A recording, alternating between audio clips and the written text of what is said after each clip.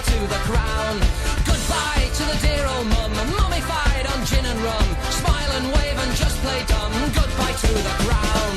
Farewell the jewel crown, farewell the velvet gown. Watch it all come tumbling down. Goodbye to the crown. Goodbye to the crown. Warm greetings to you and welcome to a rather special edition of the Monarchy here on Press TV. I'm Samson Sees, your host, giving you the alternative stories about the United Kingdom. So what makes this show so special? It's because it was all over the news. The Scottish independence referendum went ahead and the Highlanders just couldn't quite get away from London. Not this time round anyway.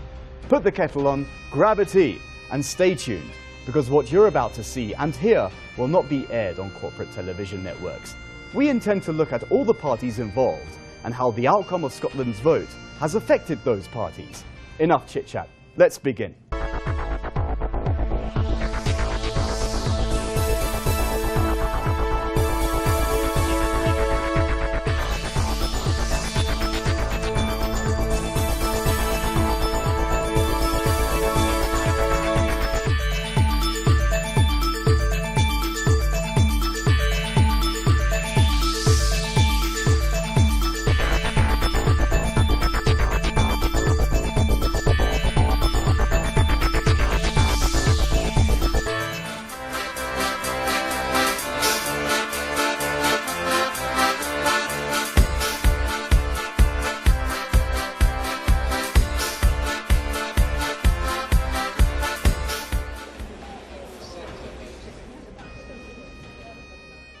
The world was still up at 3 AM British time on Friday morning to catch the first returns from Scotland's historic independence vote.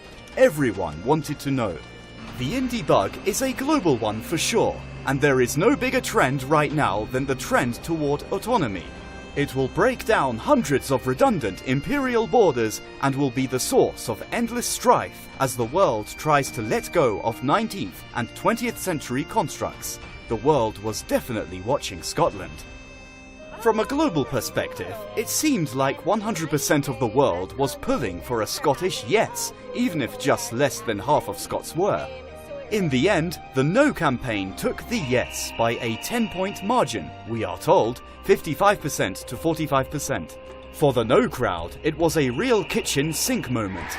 They were backed by the political establishment in Westminster, the City of London, and the mainstream media led by the BBC.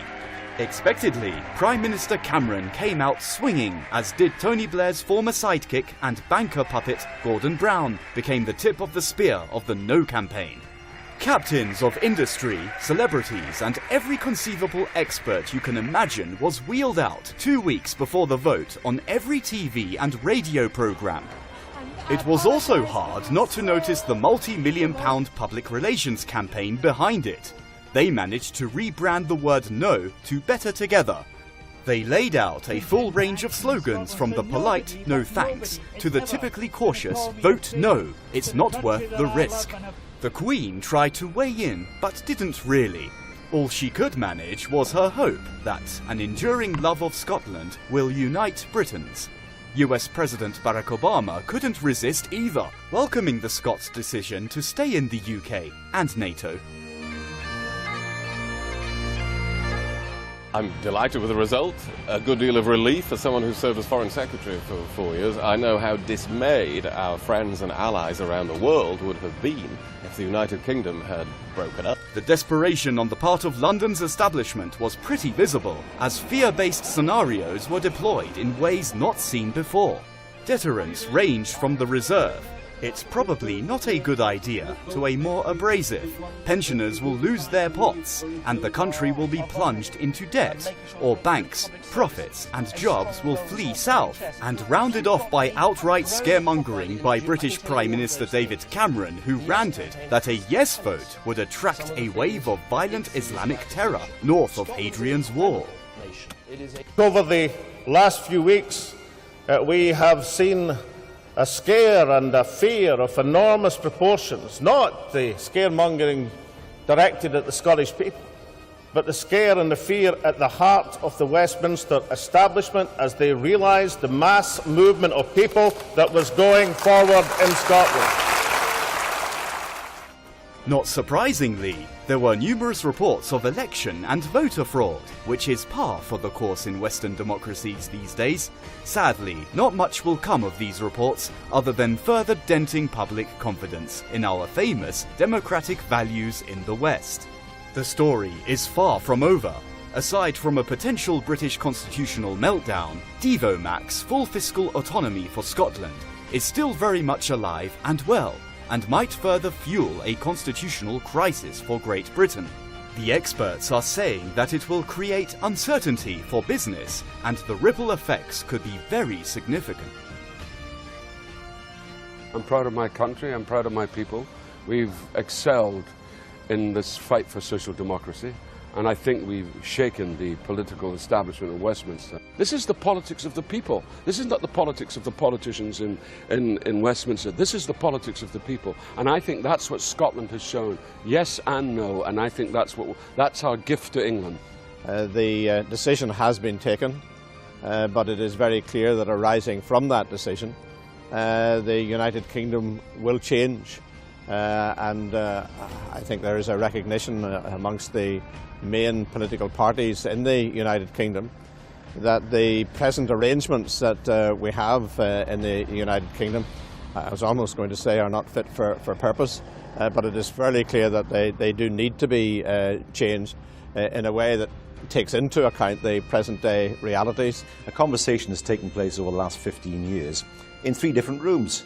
Northern Ireland in one, Scotland in one, Wales in another. What we need to do is to get around a table and plot the future of the UK for the 21st century and beyond. Let's get the structure right. There's a bit of work to do with regard to doing that. You know, we have a large number, 1.5 million people voted for independence, and that's a substantial issue for the British state. Now, yes, we had a majority in favour of union, but the majority was not in favour of the status quo. It's about change, it's about building more powers for the Scottish Parliament, it's about constitutional change in the UK as a whole. So I think yes, the yes voters have a part to play in that future, and I think we will see moves in the coming weeks to try and build up that gap between the two camps. We're committed to greater devolution, greater autonomy for Scotland. But I think it's inconceivable that we can just proceed with that without bearing in mind all the needs of the rest of the United Kingdom to also have more control over the decisions made on their behalf. What we first of all need to ensure is that all those matters that are settled in Scotland by the Scottish Parliament are now settled in England by us English MPs without the help and advice of our Scottish colleagues. So there has to be English votes on all English matters at Westminster. Meanwhile, the head of the Scottish National Party, who drove the campaign for independence, Alex Salmond, resigned from his leadership position of 20 years. Exciting situation that's redolent with possibility. But in that situation, I think that party, parliament and country would benefit from new leadership. Therefore, I've told the National Secretary of the Scottish National Party that I shall not accept nomination for leader at the annual conference in Perth on the 13th to the 15th of November. This was a dramatic move for sure, and one that will leave experts scratching their heads about what backroom deal has been done. Favoured to replace him is SNP Deputy First Minister Nicola Sturgeon. Hey, oh my God, that's a shock. Didn't need to do that. Why do you think he went? I mean, I know it's an obvious question, but... Well, he's probably ashamed of his fellow countrymen for selling us down the river. You know, all the rich people. Or the bigots. I'm not 100% shocked given what happened yesterday, but to be honest, I don't really know that was a resignation point. I think what he's done for the country is pretty impressive, and that it's got a level of political engagement that we just haven't seen in this country up to date. So. Quite shocked, quite sad. I think he's done a fantastic job. As somebody who supported Yes, I think he's been brilliant. And I can see why he might want to go, but I think he's been really inspiring. Doesn't mean to say I don't think he ducks and dives, but what politician doesn't? Disappointed about the referendum outcome, but that's the way it goes. We pick ourselves up and move on. but sad he's gone. It's definitely a very big loss. Alex Salmon worked tirelessly on behalf of the Scottish people, and he made it clear to the Scottish people it wasn't just for the SNP party, it was for the people of Scotland and the future of Scotland. And now the future of Scotland is back in the Union, and we don't agree to that. So there's many Scottish people now in the next few months leaving Scotland. They're finished in this country, they don't want to live here anymore. Before the vote there, everyone was speculating about everything. The Telegraph's Peter O'Bourne summarised a few of the Empire's lingering concerns. National partitions. Think of Ireland in 1922, India in 1947, Southern Sudan more recently, or the birth pangs of a Kurdish state today are always bitter affairs. This is because two sides are arguing over the spoils. Who owns what? To whom do the armed forces give allegiance? Who inherits the debt? Who keeps the currency? There is already evidence of sectarian hatred, both north and south, where there are signs of a malevolent New English identity of the border. Now let's look at a few of the winners and losers from Thursday's vote. Winners. The Scottish people. The cat is already out of the bag. As far as national identities go, Scotland's stock is up. As a concept of a nation-state, it's already pre-qualified, better in fact than any other aspiring nation-state, and can field as strong a case as France even. Voter turnouts of 80 to 90% are unheard of in modern European times, so something was awakened over this issue. This renewed sense of identity cannot be a negative thing for your average Scot. The Ayes may have lost this round, but the idea will continue to endure. Winner, David Cameron. Imagine going down in history as the Prime Minister who was in charge during the breakup of the UK. David Cameron avoided such a fate, and power has remained consolidated in London. There were strong hints that if Scotland went off the reservation, then Wales would be next to secede. But that didn't happen this time around. Bankers are happy. Sorted, Dave. On to the next crisis. Winner, NATO. Keeping the UK together means there will be no interruption in Britain's NATO status and aspirations of ruling the world through the UN Security Council. An independent Scotland would have meant that Trident nuclear submarines might have been moved or a contingency plan implemented. Without nukes, Britain cannot rightly serve on the UN Security Council, thus losing its seat at the round table of world power and severely clipping its NATO wings, bringing it down to the level of Spain. Winner, Catalonia.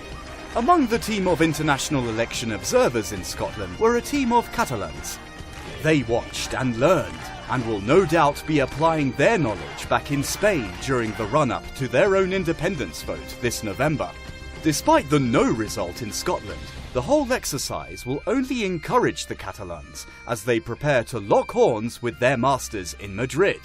Many of the same issues facing Scottish independence, EU membership, currency, and commercial migration are also front and centre for an independent Catalonia too. Do not underestimate the momentum behind the Catalonia independence movement. It's massive, but so is the indifference in Madrid. The Scottish people voted. They decided to keep united with the rest of the United Kingdom. This is their decision. We fully respect that decision, of course. And we also would like to point out that Prime Minister David Cameron said, I could have blocked the referendum in Scotland, but I am a Democrat. And this is something that should be heard in Madrid. What we really want in Catalonia is to have the chance to vote, to have the same possibility. So the Scottish people had the possibility to vote for independence or against independence. And they decided to vote against independence. But the real fact is that they had the chance and the possibility to vote. And this is the key point. This is what we are looking for. In this sense, it is not a setback. For us, And for me, as president of the Catalan government, it is more important to hold the referendum than the independence. Winner, UKIP. Regardless of the final result, the UK Independence Party, or UKIP, has been basking in the festivities and observing with great interest the many cracks forming as a result of the Indie Drive. Even if you think that the Scotland Indie campaign was an EU Trojan horse, the overall public sentiment was about independence and all its trappings. Scotland's desire to devolve has elevated UKIP's agenda south of the border. Series of promises were made on behalf of the English, and let's just remember, the English are 86% by population of this union. They've been left out of all of this for the last 18 years. We still have a situation where Scottish MPs can vote in the House of Commons on English-only issues, and I think what most English people want is a fair settlement. In fact, what we've had is a very arrogant government who thought they'd win the referendum comfortably, didn't expect to have to make the last-minute concessions they did, and in the morning, this morning, the Prime Minister is in a flap about England. And that we actually have days when Scottish, Welsh and Northern Irish MPs are not in the chamber and not voting. So we have an English Parliament, we do it from within the Palace of Westminster. Losers. Scotland's Labour Party. The split within the Labour Party over the Indie vote was pronounced. Gordon Brown's cheerleading section saw his performance as proof that he should be back in frontline politics. But numbers were an internal massacre for Labour. Nearly half of Labour voted for Scottish independence. Loser, the BBC. No demon reared its ugly head as much as the BBC in this drama. They may have succeeded in swinging the no vote, but the BBC has managed to alienate and further disconnect itself from half of the Scottish population, who are accusing it of extreme bias. They even came out to protest outside BBC headquarters. From the onset, the public was treated to yet another reason to withhold their licence fee, as the BBC took a clear side in the debate, defending the City of London and Westminster's desires for Scotland to stay in the United Kingdom by blatantly shilling for the No campaign. It was embarrassing to watch, but it did show that even during the most pivotal moments facing society, the BBC plays the role of the propaganda arm for the establishment, effectively working against the people. Loser, EU. Brussels has a big problem now. Monkey see, monkey do. As we mentioned before, even if you think the Scotland Yes Drive was an EU Eurozone Trojan horse, Scotland's exercise in people power has sent shockwaves through the European Union's bureaucratic gravy train. The whole concept of the referendum is something that Brussels technocrats would prefer to be left in the theatrical realm, and not something that people can actually do. If the EU actually allowed its members to engage in real democratic activities, like holding referendums, it would lead to a shrinking of the Union and Eurozone. Todo el mundo en Europa creen que estos procesos son enormemente negativos. Crean problemas muy importantes en ámbitos como, por ejemplo, la moneda, la deuda pública, el pago de las pensiones, producen recesión económica y pobreza para todos. Y creo que eso es bueno que se ponga en conocimiento del conjunto de los ciudadanos. Pero hay un argumento que es más importante si cabe. Estos procesos son un torpedo en la línea de flotación del espíritu europeo, porque Europa se ha hecho para integrar Estados y no para fragmentar Estados. Y ese es el signo de los tiempos, la integración y no la separación. Y lo que necesitamos hoy es países y uniones fuertes para plantear y plantar cara a los retos globales que en estos momentos se están produciendo en todo el mundo. Por eso va a ser muy difícil que se admita esa posibilidad que usted me ha planteado en su pregunta, aquí y en cualquier lugar. I welcome the decision of the Scottish people to maintain the unity of the United Kingdom. This outcome is good for our united, open and strong Europe. That's precisely what the European Commission has been fighting for. The European Commission also welcomes the fact that during the debate over the past years, the Scottish Government and the Scottish people have repeatedly shown and reaffirmed their European commitment. Scotland is settled for now, but what Britain is left with is its biggest constitutional crisis in 300 years. There is a lot happening in and out of Westminster, and unfortunately, most of it is happening completely outside of the democratic process. Even though it came down as a no vote, David Cameron is still talking about a settlement for Scotland and other settlements, but what he's really talking about is restructuring government, as we know. The ground is shifting beneath our feet, and a surprisingly few are taking any notice.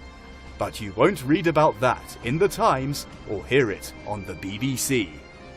If we have the power to make our own decisions and control our own fate, then I think we will do a better job than Westminster. So hopefully, if we do get more power, more influence to affect our own resources, then hopefully we will be more successful. I just don't think Scotland is well looked after by London. I'm disappointed that we've lost. Well, we haven't had confirmation yet, but I'm disappointed that I think we're going to lose. But the only thing that we can do is look forward to the future and try and get another sort of referendum in the next 10 years or so. There's an obligation on us to accept that nearly half the population of Scotland are going to be disappointed with the outcome.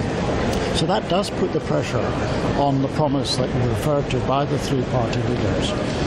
And it means that all of us have got to work, both in Scotland and in Westminster, not just to make sure that more powers come to the Scottish Parliament, but I believe that there has to be a knock-on effect on the whole of the UK. People who are disappointed, the people who are angry, the people who are beginning to smell a rat, are those quarter of the folk who voted no, who said they did so because they believed the promises, the vows, the commitments that had been made by the Westminster establishment. These are the people who are angry in Scotland today. We are the people who are encouraged by the enormous grassroots movement towards this country's self-determination. We are the people who are encouraged by so many of our fellow citizens understanding that the route to economic progress and also to a fairer society lies through an independent Scotland.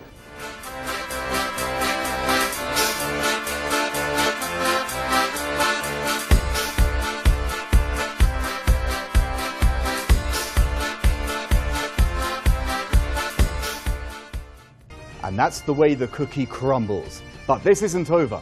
It's just the beginning. The spirit of William Wallace will always thrive, no matter what generation, no matter what millennium. So talk to us about Scotland and the UK whenever you like. Our Facebook page is named UK Desk Press TV, or you could send your emails to britain@presstv.ir. You've been watching Scotland, but beware, because the monarchy has also been watching Scotland. We'll be back next week, God willing. Goodbye from me and the team.